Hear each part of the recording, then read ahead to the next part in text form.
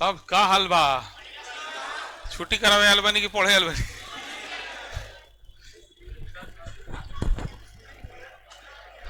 ना सवेरे ही बहुमत से पारित हो गए बा विधेयक। सवेरे ही 8 बजे बैच में बहुमत से पारित करा लेनी है। हाँ, आज पहले पढ़ लिया, पहले तनका सा काम, पहले काम ओकरा बाद बात करा लीजिए आराम से लास्ट में। चला कौन सी कुछ दे ले रही ना हम? हाँ, रेपो रेट दिए थे लिख के लाने के लिए। कितना लोग लिया बा? चला अच्छा, ईमानदारी बा कि हाथ ना उठेल कुछ लोग काहे ना लिखनी हाथ ना उठेनी है तो ठीक बा, लिखले काहे नहीं मैंने मैं हम का कहले रही रेपो रेट और रिवर्स रेपो रेट के मतलब समझा देनी कोनी के भाषा में लिखे के देखे तो कोई लिखा है इधर से। लाओ ना कोई लाओ, लिखा ला के चेक कराना चाहिए। लाओ तुम भी लाओ तो है ना उसे के लिख ले बता नहीं बता।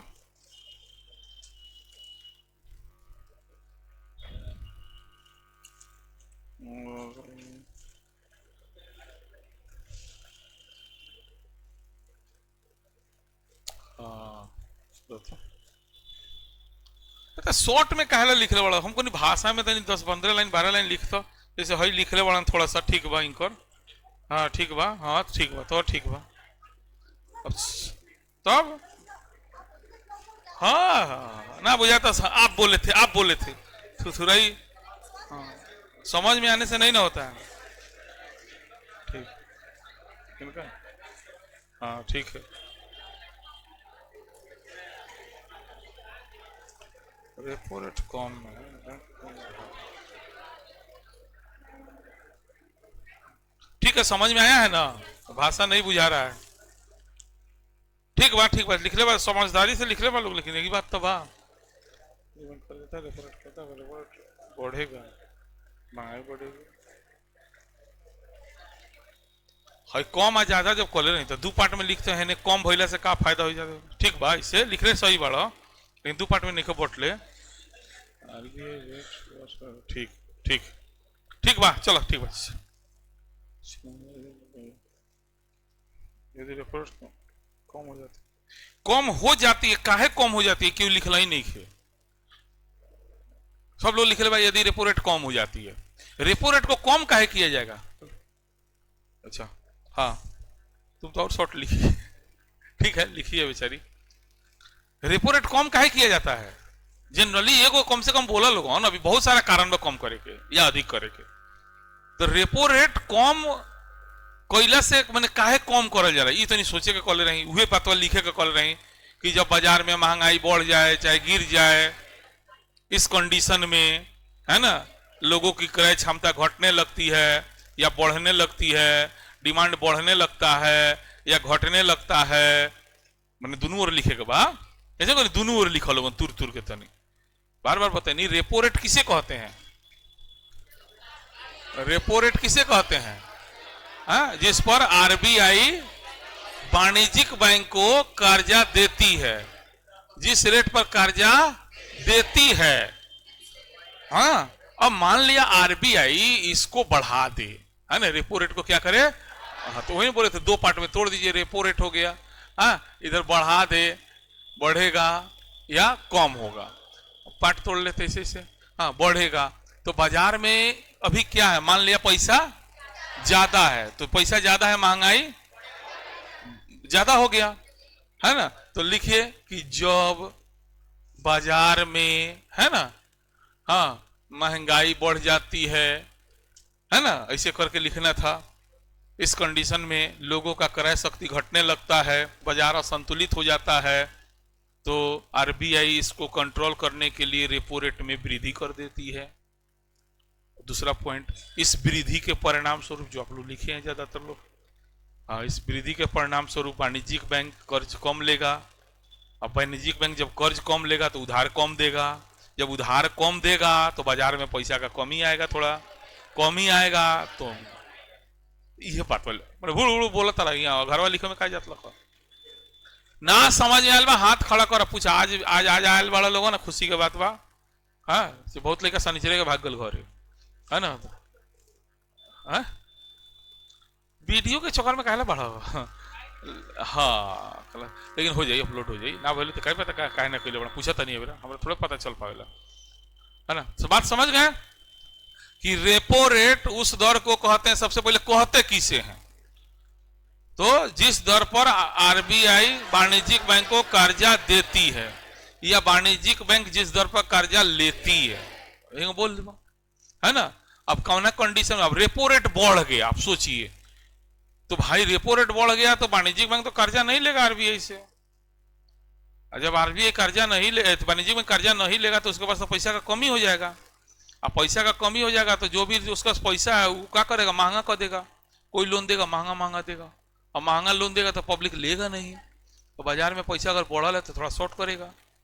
अब पहले से शॉर्ट है तो महा शॉर्ट हो जाएगा और दिक्कत हो जाएगा, फिर तो ये तो खराब स्थिति हो गया। इसलिए कंडीशन पे सब डिपेंड करता है, कंडीशन पे, है ना। ऐसा नहीं है कि केवल महंगाई महंगाई खाली हम लोग देख रहे हैं, ठीक है, समझाने के लिए हम आपको समझा रहे हैं, बट ये भी देखना कंडीशन क्या है ना, इस तरीका से। चलिए, तो repo rate reverse repo rate हम लोग का फाइनल हो गया ना। अब आइए सीआरआर, चलिए अब एक नंबर से हम लोग शुरू करते हैं, ठीक है। हाँ, अब एक एक करके हम लोग तोड़ तोड़ के पढ़ते हैं। सीआरआर,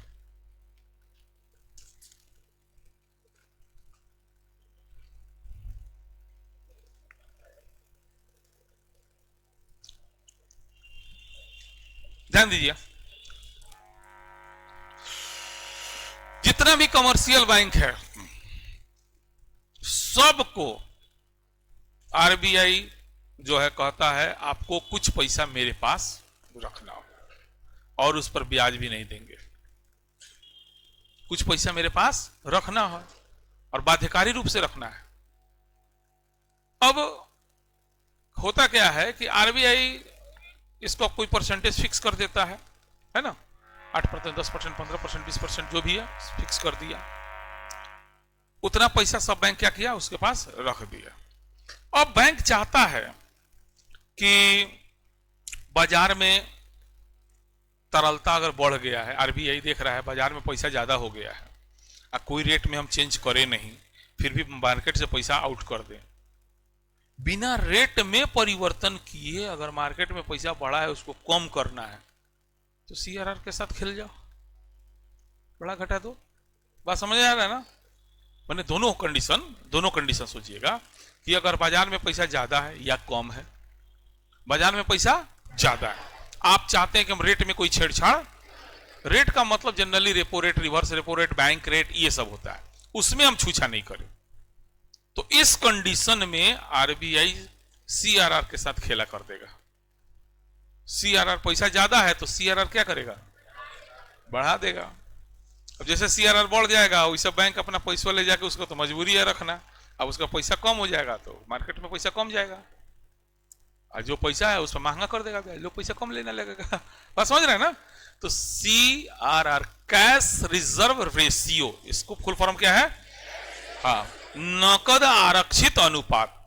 बैंक को अपनी जमाओं का एक निश्चित परसेंटेज आरबीआई के पास कैश रखना होता है, उसी को सीआरआर कहते हैं।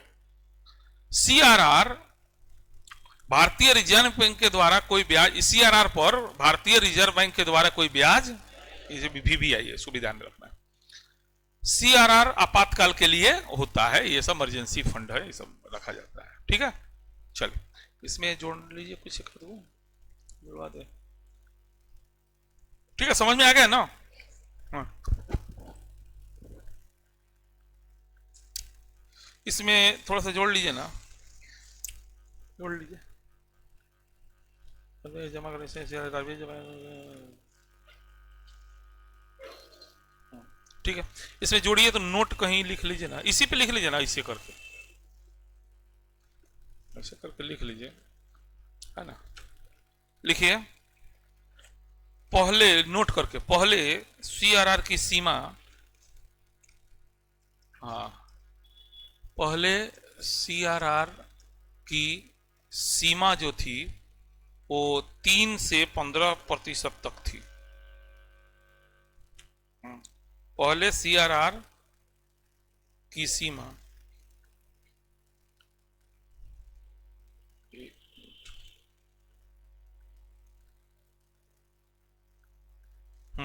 पहले सीआरआर की सीमा 3 से 15% तक थी, किंतु जनवरी 2007 से जनवरी 2007 से हाँ इसकी ऊपरी तथा निचली सीमा को समाप्त कर दी गई है। जनवरी 2007 से इसकी ऊपरी तथा निचली सीमा को क्या किया गया है? ठीक है, ठीक है, जानकारी के लिए ठीक है।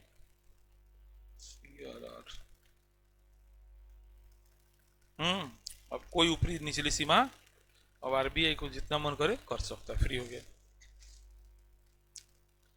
एक लाइन और जोड़ना है तो जोड़ लीजिए, चाहे छोड़ दीजिए, लेकिन करंट अफेयर्स से देख लिया। वर्तमान में एग्जाम देने जाइएगा तो चेक करके जाइएगा कि सीआरआर कितना है अभी, कितना है अभी, वो 4.5% के आसपास ही होगा। ठीक है, 4.5 के आसपास, ठीक है। सीआरआर यानी बैंक का कुल नकद जितना है उसका 4.5% उसको, अब समझ में आ रहा है ना। सीआरआर बढ़ा देगा, मान लिया 5% कर दिया, 6% कर दिया, तो उतना एक्स्ट्रा पैसा अब आरबीआई रख लेगा। अब इस बैंक को थोड़ा सा काम में दिक्कत होगा तो क्या करेगा? कुछ नहीं, वाणिज्यिक बैंक अपना अपना सिद्धांत बना लेगा, महंगा कर देगा रेट, बस रेट महंगा कर देगा, लोग पैसा नहीं लेगा। तो फिर आपका होमवर्क है, ठीक है। सीआरआर को इसे कर लीजिएगा कम ज्यादा, ये अपना लिख लीजिएगा। एक लाइन जरूर दोनों में जोड़ दीजिएगा, जब आरबीआई बिना किसी रेट में बदलाव किए, हाँ एक शब्द जोड़ लीजिएगा, जब आरबीआई बिना किसी रेट में परिवर्तन किए, है ना, बाजार में तरलता कम या अधिक करना चाहे। अब अपने कम वाला में कम लिखेगा, ज्यादा वाला जैसे कौन कंडीशन में कम करेगा, थोड़ा खड़ा हुई था। सीआरआर कम कब किया जाएगा? जब बाजार में तरलता अधिक है या कम है?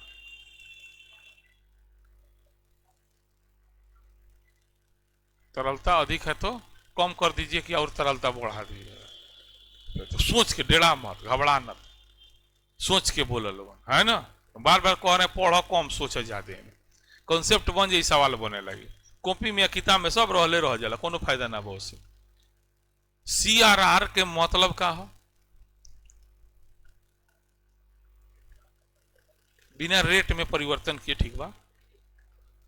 बाजार में तरलता को प्रभावित करने का तरीका है, बाजार में तरलता को अधिक करने का तरीका ना कहिए, प्रभावित दोनों प्रकार से कर सकता रह। कम चाहब तो कमो कर सकता रह, ज्यादा चाहब तो आरबीआई बड़ा भाई, बाजार के केंगल ले जाए के बा तो नहीं के ऊपर बा भाई, आरबीआई बड़ा, ये सोचे के बा। हाँ, तो बाजार में जब तरलता ज्यादा बा, पैसा ज्यादा बा, हमरे रेट में कोनो चेंजेस नहीं चाहत, तो हम ओकर तरलता कम करे के बा, तो सीआरआर बढ़ा दे। सीआरआर का करे?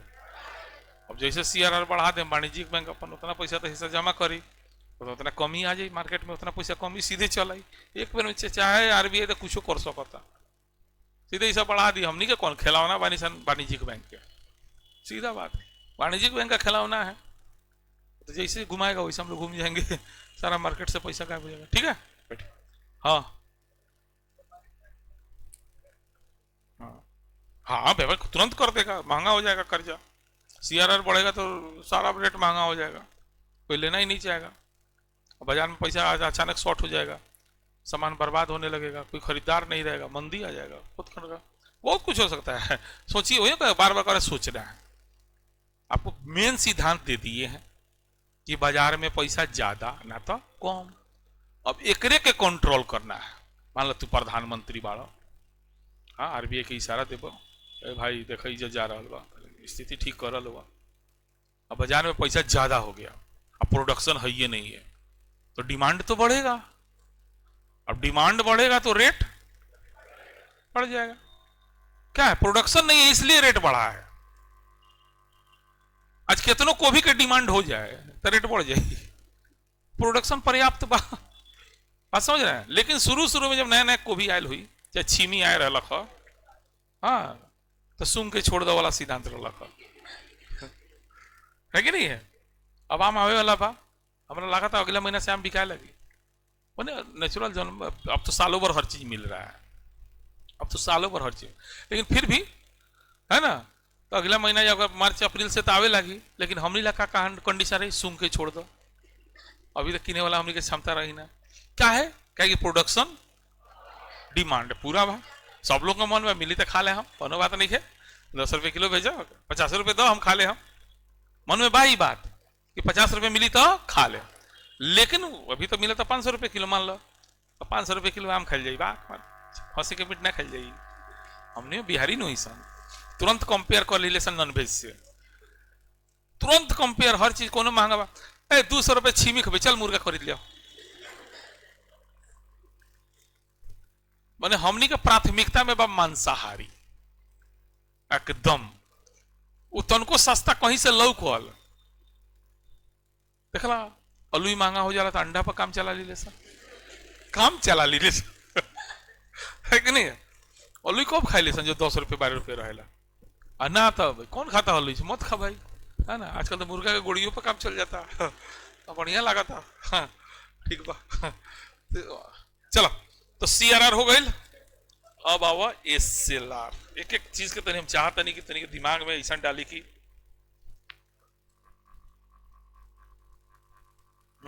SLR समझे, ध्यान दो, हर बैंक के लेन देन के एगो कैपेसिटी होला। मान लो तो हम बैंक बानी, कमर्शियल बैंक, आ तोनी के जमा करत जा, हम कर्जा बांटत जाई, ठीक बा, हम फालतू खर्चा ना करी, फिर वो कर्जे बांटते।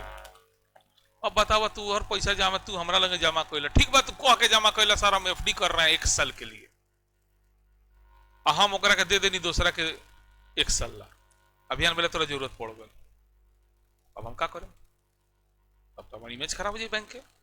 जब नियम बा FD कभी तोड़ा जा सकता है, तो मेरा इमेज खराब होगा कि नहीं होगा। तो लेन देन आप कितना कर रहे हैं उसके हिसाब से कुछ पैसा आपको रखना है, उसको जनता में नहीं बांटना है, ना RBI को भी नहीं देना रहता है शायद, RBI अपने पास इसको रखना रहता है, उसको लेन देन में खर्चा। अरे हमने ना रखी सर 500 रुपया इमरजेंसी ला, वो SLR हो, अरे पैसा आवेला घरे से तो 200 रुपया निकाल के धो दिले से भुला जो एक नहीं खे हमरा लगे, एकदम इमरजेंसी ला बात है ना, वो SLR हो, ओकरा के निकाले, ओकरा खर्चा नहीं करे के, ओकरा भुला जाएगा हमरा लगे इतना भइलो बा, उसको इमरजेंसी लगा कि जब अचानक हमारे पास पैसा कमी हो जाए, हमारा ग्राहक आ गया, अब हमको देना है, तो बैंक का इमेज खराब हो जाएगा। और बहुत बैंक है अभी आपको, अब तो SBI में काम करते हैं इसलिए उसको पैसा कमी नहीं है, लेकिन अभी मोतिहारी में ऐसे बैंक है, जाइएगा ना अपना कैश निकालने, तो कहेगा सर बैठिए ना 1 घंटा, कहेला बहुत बैंक है, 1 घंटा बैठा लेगा, आवा था कोनो कस्टमर जमा करता था देता नहीं, रे तोरी के जय रहो, हमार पैसा हमरे के तो नहीं खेल सर, पैसा नहीं खेल, अभी उन्हें से मेन ब्रांच से ना आयल, 50 गो बहाना बा, सच्चाई बा कि ओकरा लगे पैसे नहीं खे, हाँ, तो समझ रहे ना, तो उसका इज्जत का, उसे कौन खाता खुलवाएगा, कोई नहीं खुलवाएगा, बैंक का साख खराब हो जाएगा, क्रेडिट खराब हो जाएगा। इसीलिए SLR के रूप में आपको कुछ पैसा धन के रूप में, संपत्ति के रूप में, सोना के रूप में रखना है, उसको खर्चा और कितना रखना है RBI तय करेगा, तय कितना रखना कितना है RBI तय करे, लेकिन रखना अपने पास, इसी को क्या कहते हैं SLR। चलो एक अंग्रेजी स्टैट्यूटरी लिक्विडिटी रेशियो शायद पढ़ जाला, जो भी बा SLR, ठीक बा, SLR का हिंदी ठीक है सांविधिक, देख लेते हैं RBI के पास, देख लेते हैं, कंफ्यूजन RBI के पास नहीं रखना होता है, इसको अपने ही पास रखना होता है, बैंकों को अपनी मांग और स्वादी जमा को कुछ गलत नहीं दिया रहता है, कहीं कहीं भी लिखा हुआ है सरकार, सदा अपने पास रखना होता है। अच्छा इसको बना लेते हैं, एक दो जगह और चेक कर लिया, काला काला गूगल के जमाना में आपको किताब खोजेगा बा, अपने पास ही रखना होता है इसको, इसीलिए हम भी नोट्स में ही काटे हैं 2 बार 3 बार। SLR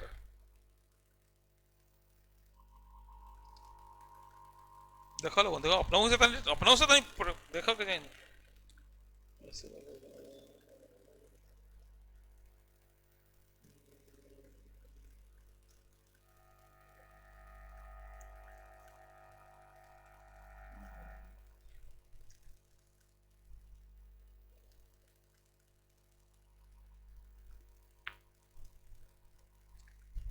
अपने पास ही रखना होता है, अपने पास ही होगा।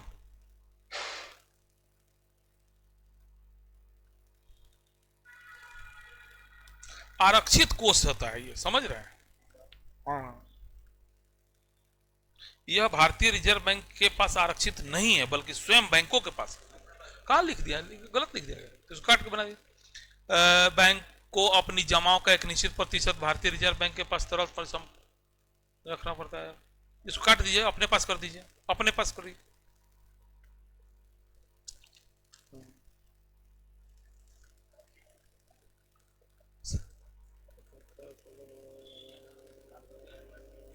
ठीक है, अपने पास करिए ना इसको। बैंकों को अपनी जमाओं का एक निश्चित प्रतिशत अपने पास, खाली आरबीआई को काट के अपने पास, अपने पास ही रखना पड़ता है इसको। अपने पास तरल परिसंपत्तियों में रखना होता है, जैसे सोना, कैश, गोल्ड, प्रतिभूति सब। सीआरआर, एसएलआर, सॉरी एसएलआर को सरकारी प्रतिभूति में रखा जाता है गवर्नमेंट सिक्योरिटी के रूप में। तरलता को कम करने के लिए सीआरआर और एसएलआर को बढ़ाया जा सकता है। वही बात हो गया। अब एसएलआर को कब बढ़ाया जाएगा, कब घटाया जाएगा, है ना? तो वही चीज हो गया, तरलता को कम या अधिक करना होगा तो उसके हिसाब। इसीलिए हम पहले रेपो रेट समझाया। रेपो रेट समझ में आ गया तो ये सबको खिलौना है, कुछ नहीं, खेलते रहिए आराम से अपना।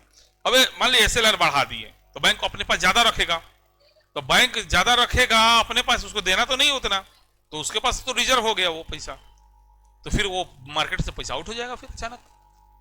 अरे मान लिया मेरे पास खर्चा करने के लिए 100 रुपया, हम उसमें से 20 रुपये निकाल दिए, अब 80 रुपये ना हम खर्चा कर पाएंगे, तो फिर तो कमी हो जाएगा कि नहीं हो जाएगा मार्केट में पैसा। तो वही चीज है। चलिए, हो गया ये। अब आइए बैंक रेट। अगला नहीं समझ में आएगा बोलिएगा, इसमें बहुत सिंपल है, इसमें कुछ कुछ पढ़ाना ही नहीं है। हम बोलते हैं नहीं, बहुत सिंपल टॉपिक होता है, कई लोग इसको इतना हवा काय बना देते हैं। 2-3 को बात में समझ में आना चाहिए। बाजार में पैसा ज्यादा है या कम? बाजार में पैसा ज्यादा है तो उसको कम करना है, तो कम करने का बहुत सारा तरीका है। रेपो रेट है, रिवर्स रेपो रेट है, बैंक रेट है, एसएलआर है, सीआरआर है, सब तरीका है। अब आरबीआई को कौन तरीका पसंद आता है? अगर मान लिया कोई रेट में छूछा करना नहीं चाहता है, बदनामी हो जाता है, थोड़ा हर बार रेट इधर उधर हो रहा है तो थोड़ा सा खराब लगता है, तो सीआरआर एसएलआर को इधर उधर कर देगा वो। अब उसको नहीं करना है तो अपना रेपो रेट को कर दीजिए इधर उधर, हो गया। अब बाजार में पैसा कम बेसी का बहुत सारा कारण है ना? सप्लाई ज्यादा होना, है ना? ये बात होता है कि नहीं? अब वो देखना पड़ेगा, समझना, कंडीशन समझना पड़ेगा।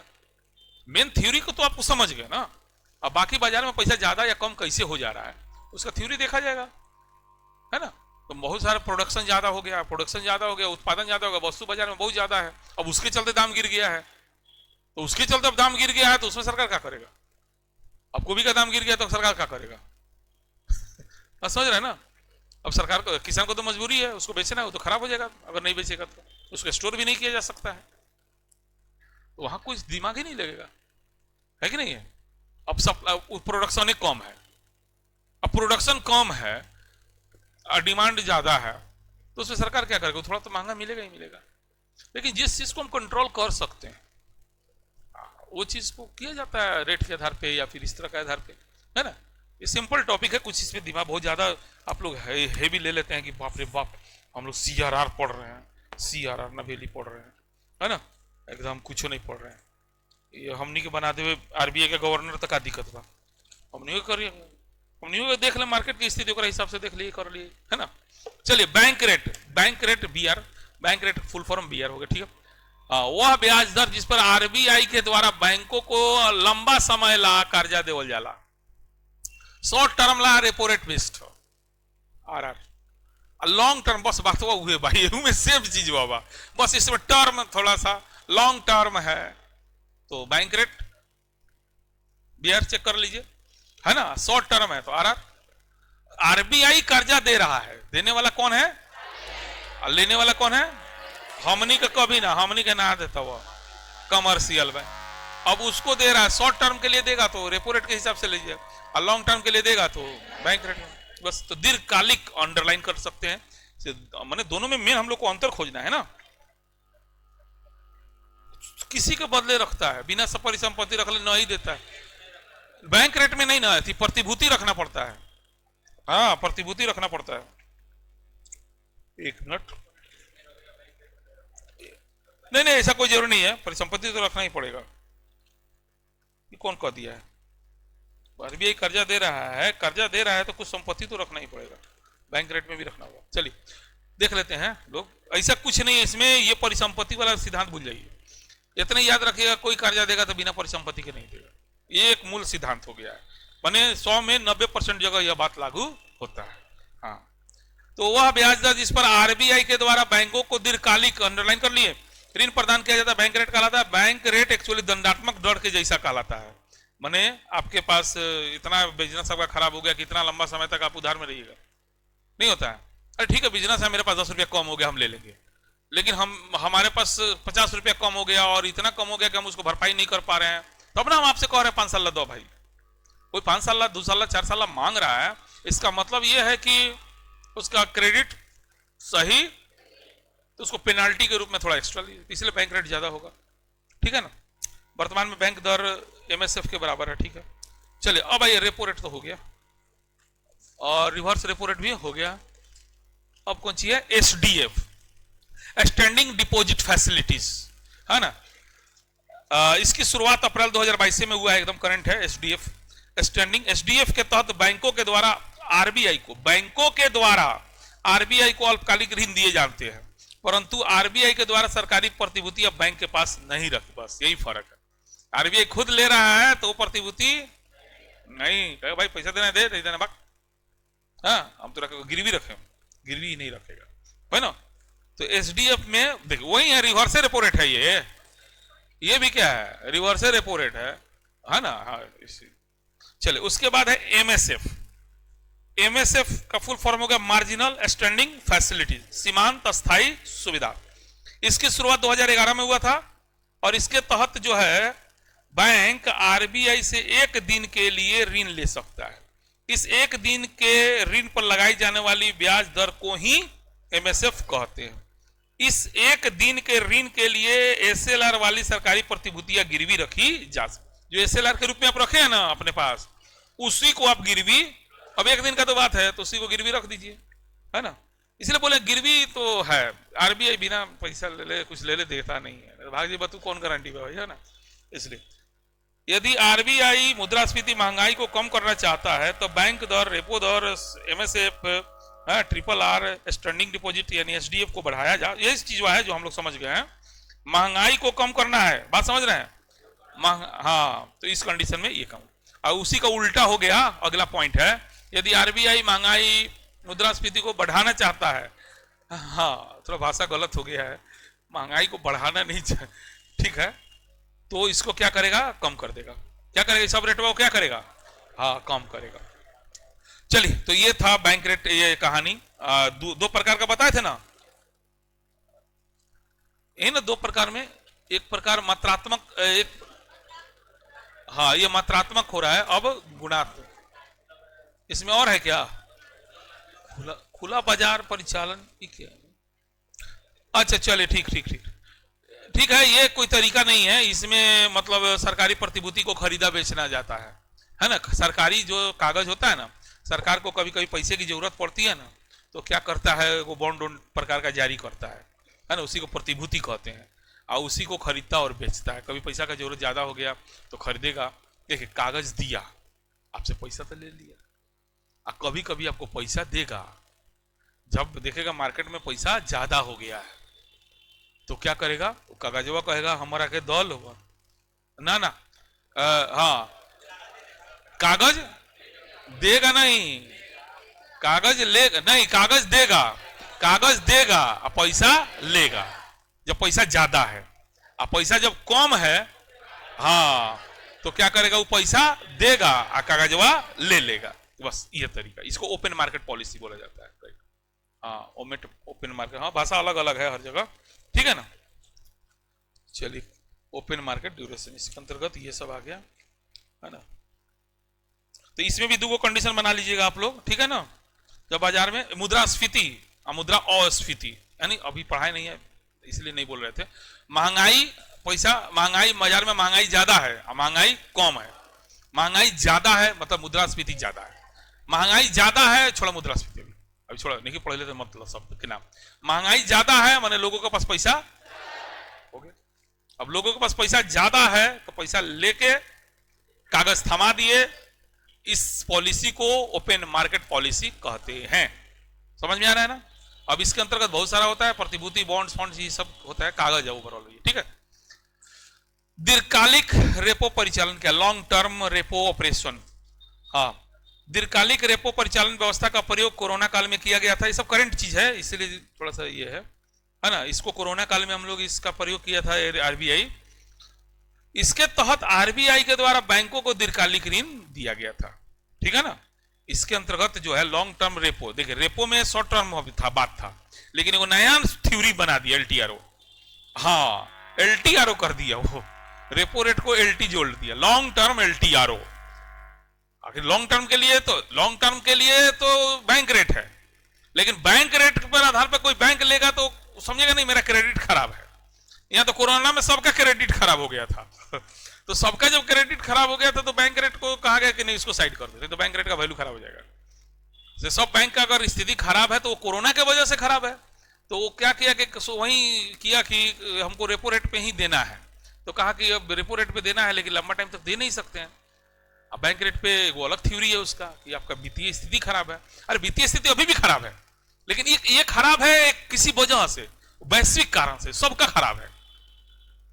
किसी एक का खराब हो तब ना माना जाएगा उसका परफॉर्मेंस खराब था इसलिए खराब हो गया।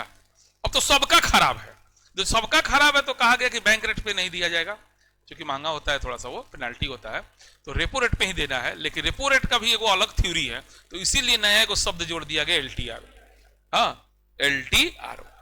हाँ, एग्जाम में पूछेगा ये सब करंट अफेयर से जुड़ा हुआ चीज है, समझ रहे हैं ना? ठीक है, तो हो गया, वही चीज हो गया, बाकी सब समझ गए। दीर्घकालिक ऋण दिया जाता है, आरबीआई के द्वारा दिए गए दीर्घकालिक ऋण रेपो रेट ब्याज दर के रूप में ही, वही रेट है रेपो रेट के। हम पहले बोले सब चीज रेपो रेट ही था, लेकिन रेपो रेट में शॉर्ट टर्म आज देना था हम लोग को, लॉन्ग टर्म, और रेट रखना था रेपो रेट। अब रेपो रेट पर हम शॉर्ट टर्म में दे सकते हैं, लॉन्ग टर्म में तो नहीं देंगे। सिद्धांत तो यही कहता है। तो कहा गया कोनो बात नहीं, नया सिद्धांत बनाओ। तब देखो नया थ्योरी ला दिया, सब एलटीआर पढ़त रहा तो नहीं के, है ना। ये सब क्या माथा का टेंशन है, जितना रेट ला दिया। एलटीआरओ व्यवस्था के तहत कोरोना काल में कुल 1.5 लाख करोड़ रुपए का ऋण दिया गया था। 100% बेसिस पॉइंट इक्वल टू 1%, ऐसे कुछ बनाया गया था कुछ। यदि आरबीआई तरलता को बढ़ाना चाहती है तब विस्तारवादी या सस्ती मौद्रिक नीति का प्रयोग किया जाता है। यदि आरबीआई तरलता को कम करना चाहता है तो संकुचित मौद्रिक पॉलिसी का प्रयोग किया जाता है। ठीक है, ये सब हम लोग आगे देखेंगे, एक दो शब्द है इसमें। चले, गुणात्मक उपाय में हमने एको को हम नहीं पढ़ेंगे, हम एक लाइन में कह दिए हैं, सीधे कम करना है, कोई रेट में कोई इसमें छेड़छाड़ नहीं करना है, जनरली ब्रेन वॉश करना है, लोगों के दिमाग से खेलना होता है, प्रचार करके या जैसे भी हो समझा बुझा के कि आप कम खरीदिए, कम खाइए, कम पहनिए, कम यूज कीजिए, इस तरह का बात कह करके जब मार्केट को कंट्रोल करने का प्रयास किया जाता है तो उसी को जो आपके परीक्षा के लिए उतना उपयोगी नहीं है। ठीक है, हम खाली हेडिंग पढ़ रहे हैं, मार्जिन, आवश्यकता, उपभोक्ता साख नियमन, क्रेडिट का राशनिंग, नैतिक दबाव, सीधा कार्रवाई, है ना, ये सब किया जाता है। चलो आइए मेन टॉपिक पे आते हैं हम लोग, आरबीआई स्ट्रक्चर। तो अब हम लोग जा रहे हैं विस्तार से आरबीआई के बारे में पढ़ा जाए कि आरबीआई, ऐसे तो हम लोगों ने आरबीआई का स्थापना करवा दिया, अधिनियम बनाया था 1932 में, 34 में। अच्छा, आरबीआई स्थापित हुआ, राष्ट्रीयकरण हुआ, चलिए इतना आप जानते हैं, खुशी की बात। आरबीआई के मामले जो है केंद्रीय निदेशक मंडल के एक विस्तृत पैनल द्वारा शासित होता है। माने आरबीआई का देखरेख जो करता है उसके लिए एक बोर्ड है, उसी का नाम है central board of directors. Central board के कुछ सदस्यों को आरबीआई अधिनियम के अनुसार भारत सरकार द्वारा नियुक्त किया जाता है, उन्हें 4 साल की अवधि के लिए नियुक्त किया जाता है। चलिए, तो इसमें official director full time governor होते हैं और 4 से अधिक ड्यूटी गवर्नर होते हैं। फुल टाइम में गवर्नर होगा और 4 गो ड्यूटी गवर्नर होगा। अब करेंटली गवर्नर के ड्यूटी गवर्नर के ये पता नहीं, होमवर्क बा अपना करत रहिए लोगन, इस जानबूझ के दे दिले बानी। वर्तमान में गवर्नर का नाम क्या है, ड्यूटी गवर्नर कौन कौन है, सब का नाम आप लोग को लिखना है। ठीक है, अब आइए अनुसूचित और गैर अनुसूचित बैंक। सिंपल बात सुन लो लोग, आरबीआई का कहले बा कि कानून बनैले बा, आरबीआई 1934 ओमे एगो अनुसूची बा, दूसरा अनुसूची, वो अनुसूचिया में जौना जौना बैंकवा के नाम लिखल है ओकरा के अनुसूचित बैंक कहल जाला, जौना के नाम ना लिखल है।